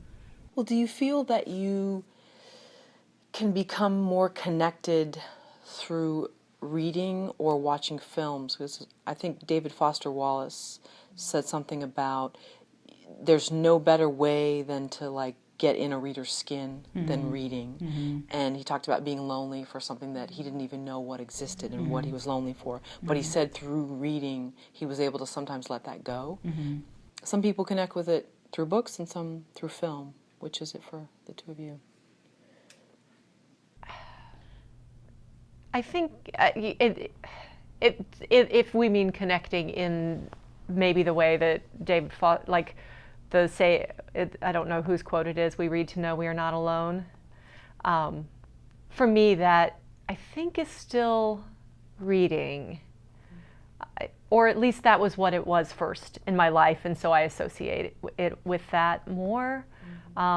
It'd be reading and then films, and kind of films instead of TV, even though I really love TV. I think something about the closure or the way they come to an end, like you kind of come out feeling a little more connected, and like a little more sated in terms of your connection, whereas TV is a little more open-ended, and you kind of walk away, even if it was really good, there's like this kind of dissatisfaction that you feel, that you're never quite full, which I think is an interesting thing. But I mean, I think I'm a words first person. That's good, full, yeah, that's a good analogy. Yeah, I think for me it would be reading. Even though I grew up as a TV baby, I watched TV more than I read, and as I got older, I got into books what would be considered late. Like I wasn't this voracious reader until I got into college, and I think it was because I wanted to know more about the world and what I was being presented, and so, and as a writer, the words are so important to me, just the physical word, the flow of the word, the sound of the word, what the word means. I grew up on television, and in the summertime we were outdoors, we were really active kids, so I didn't spend as much time reading until college. And I think that was when I was searching for things outside of the world that I lived in, and other kinds of storytelling and things that were more meaningful to me. I really got heavily into Black literature, Zora Neale Hurston, and like my mother was a huge fan of poetry, so I started seeking out poets that she loved and would recite sometimes. And so I think through words and having chosen a career that was dependent on words, reading became really important to me. And I even had an editor that said, reading is important to your writing. It helps strengthen your writing. And so I use that as a way to help build my writing vocabulary, and to extend myself further. I just feel like it's something that in my later years I've taken a little for granted. But even taking the LA Review of Books job, that was one of the things that was really intriguing to me. It was like, I get a chance to read again, and I get a chance to read again for work, and so it puts a different onus on it, certainly, but it has opened me up to authors and writers and styles of books that maybe I might not have read otherwise. You say younger, so when you were, let's say, 5 years old or older, did you both know you wanted to be writers professionally? Maybe that's no, absolutely not. Too young of a cutoff point. I didn't know that I wanted to become a writer until I went to college. I was studying fashion merchandising at LA Trade Tech, and hated my marketing classes, hated the accounting classes, and I took what I thought was going to be an easy A in fashion writing. I studied with Gwen Jones, who was the fashion editor of the then Herald Examiner. She was the first Black woman besides B.B. Moore Campbell that I knew wrote, that made a living as a writer. B.B. Moore Campbell was an author, and she went to my church. And I didn't understand writing as a career. I didn't know people got paid to do that. Some people don't get paid at all to do it anymore, but Gwen saw something in the work that I did, and she suggested I get an internship, and helps me get an internship at Women's Wear Daily. I haven't thought about doing anything else as a career since. There was something they talk about the power of the pen, and I got a chance to experience that and what that meant to me, how affecting my work was and the results of it. It was, like my parents come from very blue collar. My mother has a bachelor's degree. My father has an associate's degree, but they're both they were both blue collar workers. And so, when I came home one day and told my parents, I am going to become a journalist, my dad was like, what is that and how much does that pay? Mm-hmm. So that was kind of the mentality that I grew up with. It was that you had to have a job that paid, and it had to have like benefits and all those kinds of things. But what I found with writing was that it gave me a voice in the world, and it gave me an opportunity to say something. And it also gave me an opportunity to see things in ways that I wouldn't ordinarily see. Like I could go behind the scenes of stuff and then tell everybody what I saw. And so I think for me, I came to writing, and it was something that I didn't even know I had a strength in. And so I began to develop and hone that craft, but it wasn't something that I set out to do. But now, as the world is changing and everything is now becoming content, it's about me finding a way to do the thing that I love as passionately as I did when I first started, because I don't like it being called content. It's still writing to me. It means something to me to be a writer. Like when blogging came out, I was like, no, I am a journalist. I was very proud of that. I was very proud of calling myself a writer. I'm very, very conscientious and proud of being an artist, someone who's transitioned into something that feels very artistic. And so content doesn't sound like anything to me. And so content sounds like stuff you don't really need to pay for. Sure. Branded content. Now there's branded content. Yeah. Right. Mm-hmm. So I think that, as I've come along, holding on to that writing, that thing that says I'm a writer is what really still, because that's what drew me in, was the writing, and so there are always, calls that, I should do, I should probably be making more and doing more. But if it doesn't have anything to do with writing, I don't really care, so. Barrington, for you, do you remember the first time you realized I want to be a writer? Yeah, and it was not a quick realization. I think you look back in hindsight, you're like, oh, I've always wanted to be a writer. But in truth, I was a huge reader as a kid. Yes, it was also Indiana. Yes, it was summer. My mom would tell us to go outside and read, but then she would find me hiding behind the curtains in the air conditioning, reading my book. Or if I had to go outside, I would there was this ditch under the highway overpass where I'd be with my, with my book. But it never occurred to me that I would be a person who would craft something and like figure out what these people would do and then what they would do next and what they would do next. Like that seemed, I think, super pie in the sky to me. Like it didn't occur to me that was something that I could do. I was a theater major in college, and I thought I was going to direct. And I look back now and I'm like, oh, a lot of the scenes that I directed that were very successful were scenes I wrote so I could direct them. But of course it was that combination that made them successful.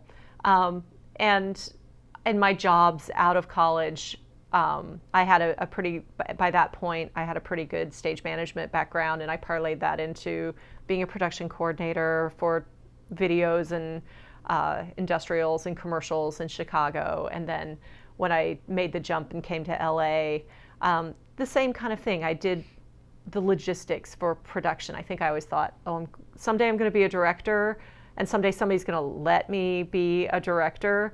But I didn't have any sense of what that, like, I just thought that you got on a set and you worked really hard and you organized things and made the phone calls, and but there's a ladder for that.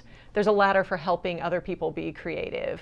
That you can go from production assistant to production coordinator to associate producer to producer, and that's something that I did. And it wasn't until I got married and I moved to the middle of Australia with my husband. And but I should say that I'm going to backtrack a little bit, that as a kid, I had, a bunch of spiral ring notebooks full of like just writing. So I was a journaler, and kind of all through my life, I've always been somebody who like I had to write. Right. So there was always that drive, but I kind of look back and I'm amazed. I'm like, how did I not make this connection? That's so funny. So I moved to Australia with my husband.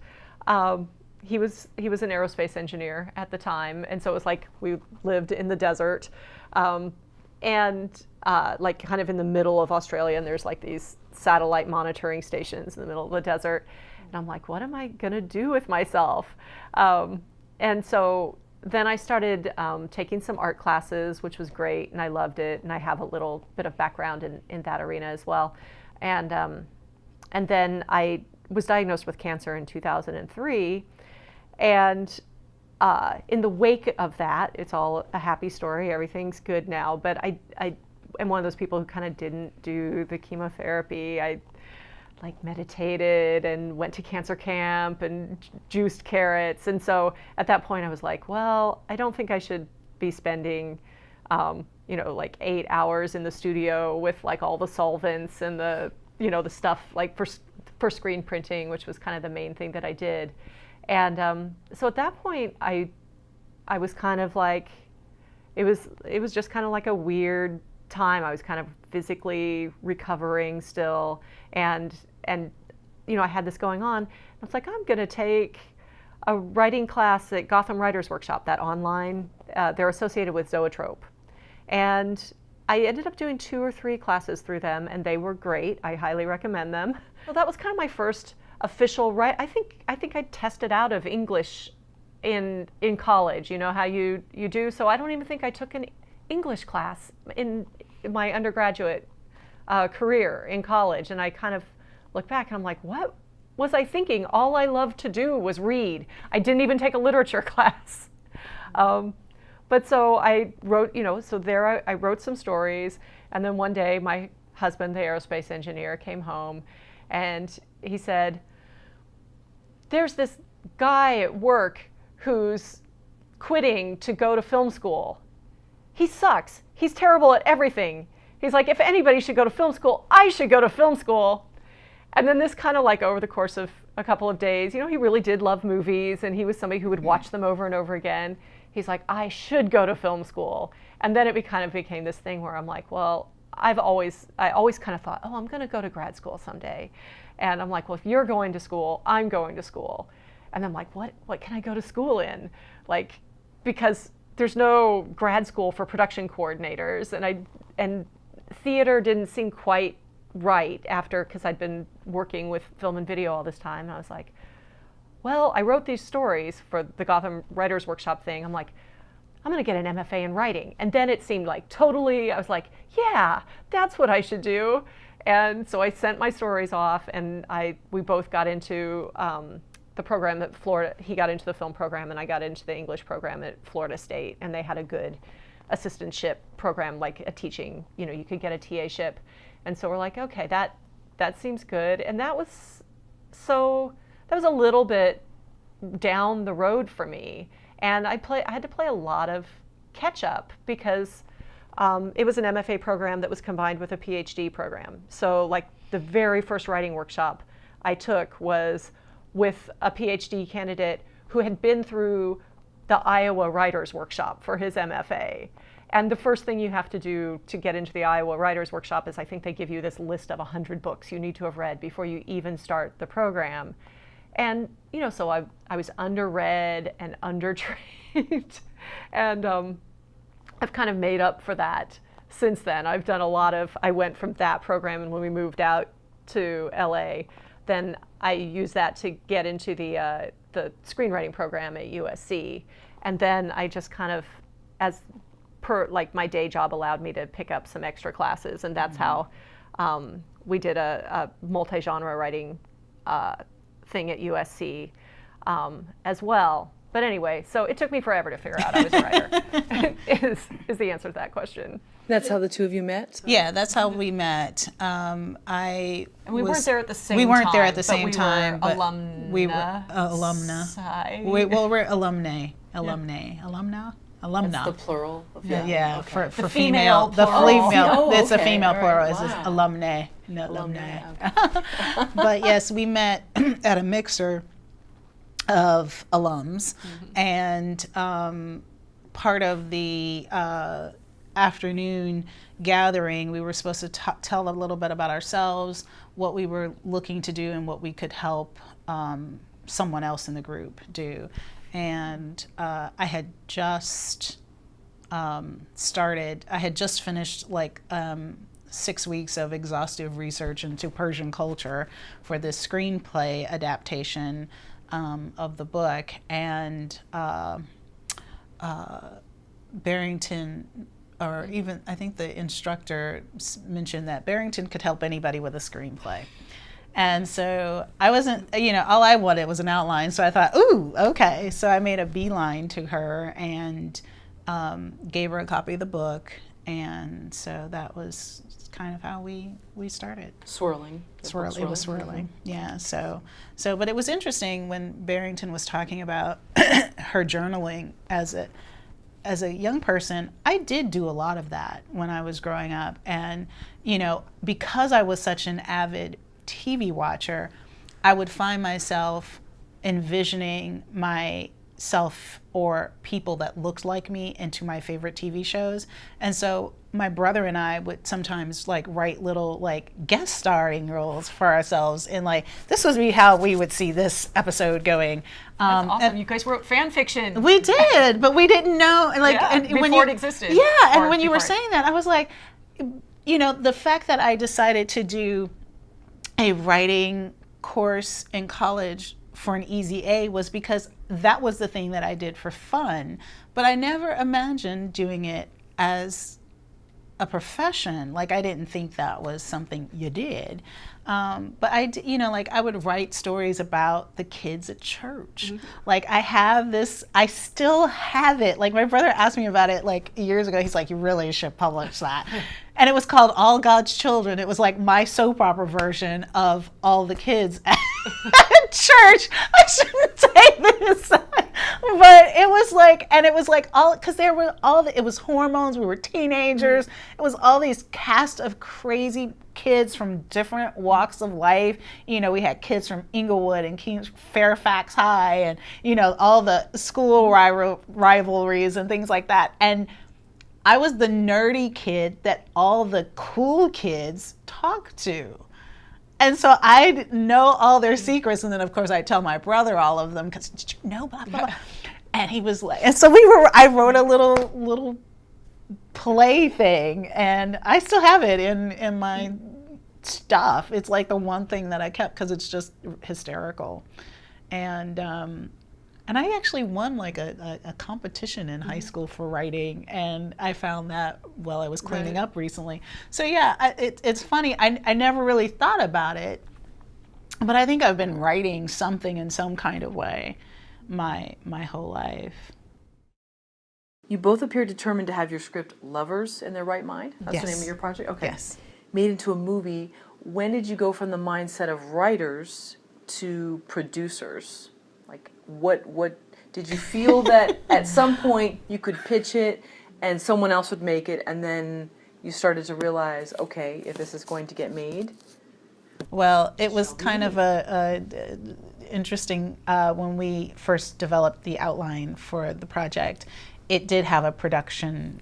It was for a production company. Her book was under option. So Yes, they Swirling was under option. Right. So they were open to writers they'd sent the book out apparently to a few writers to see if they might have a take on it.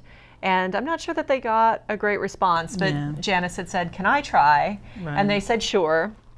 And I think that what this particular company was probably looking for was a little bit of, Love Actually. Love Actually with like multiracial couples, because if you've read the book, it's kind of a how-to guide. Yeah. It's kind of like So what to expect when you're expecting had just come out.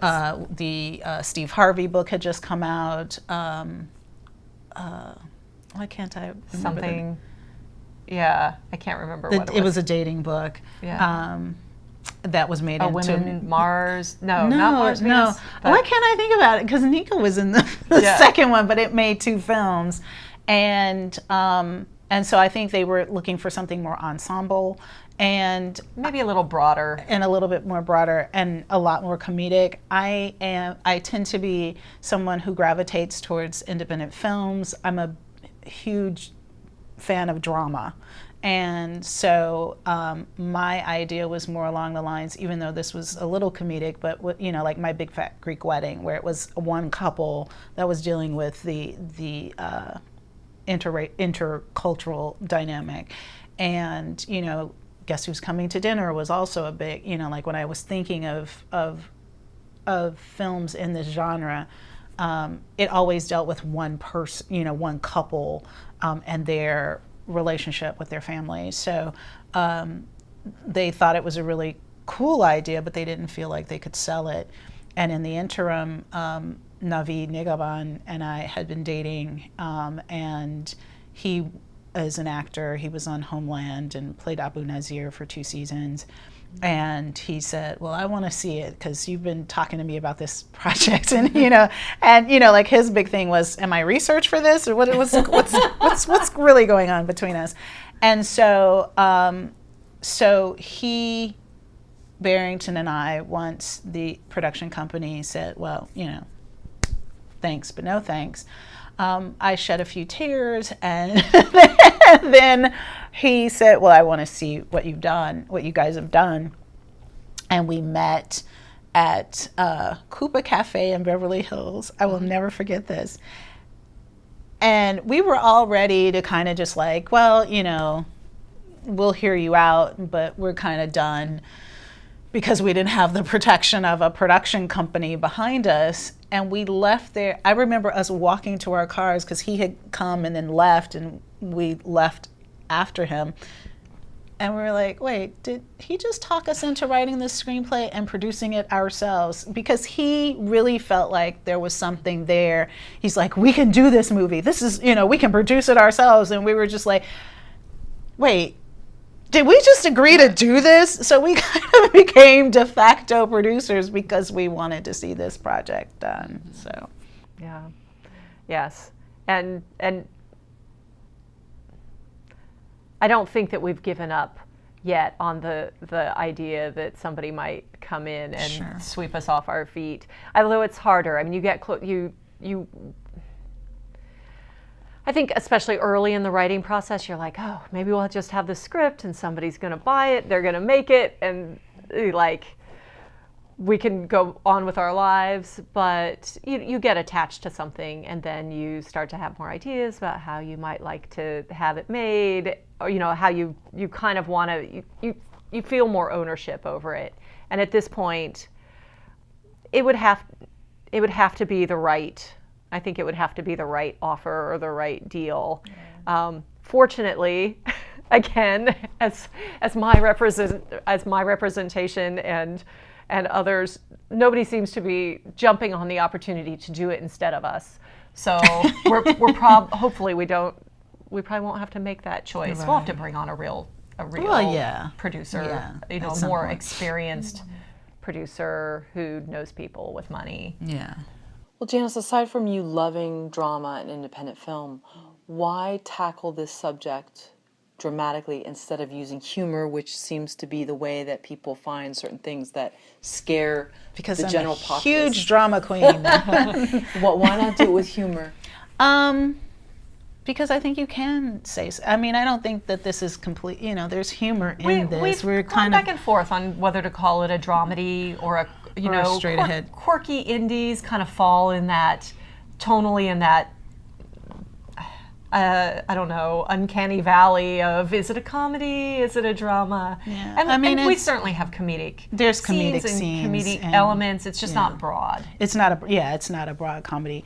And I think that to me, it's an independent film in that it lives in that same kind of sensibility where you can have a film feel like your life. My life is not completely dramatic. It's not completely humorous. It just is my life.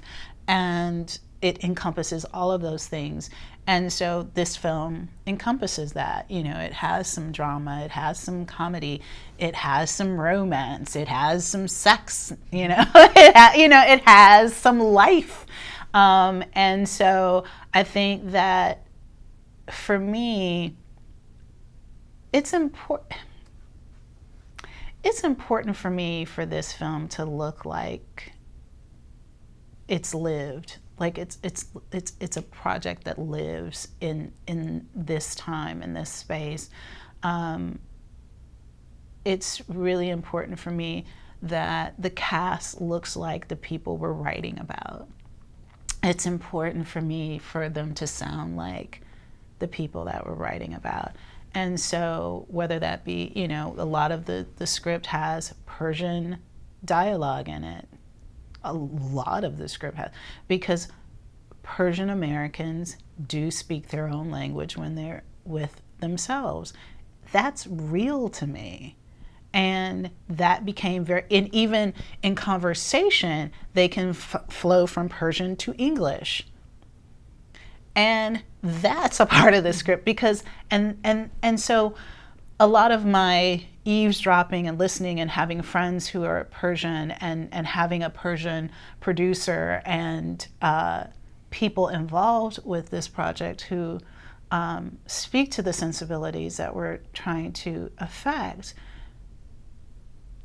it gives the film its life. And so that, that's what connects me to independent film, because these are stories that aren't highly, financed. So you're getting to the core, and we found that like we've got to cut some scenes because we can't afford to like go to all these different sets. And so you get to the core of it, you get to the heart of it. And not that the big budget films aren't great, but there's something connective to me about that kind of stripping down of all the stuff and the glamour and the cutesy and the whatever, and you get to the core of the story. That's kind of what I wanted to do, is just it's a good story. It's drama, comedy. It's a good story, and I think that's what's resonating with the people that read it.